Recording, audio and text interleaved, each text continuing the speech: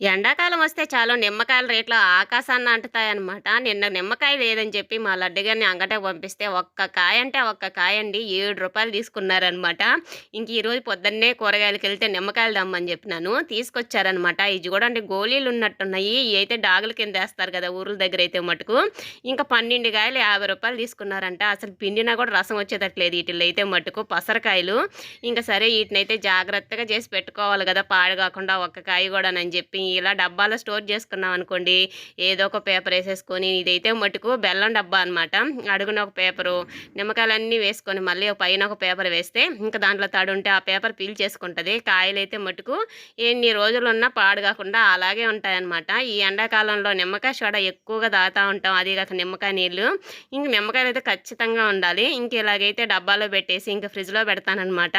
ఇంకా ఇలాగైతే పాడు కాకుండా ఉంటాయండి. ఒకసారి వీలైతే చేసి చూడండి. నేనైతే ప్రతిసారి ఇలాగే చేస్తానన్నమాట.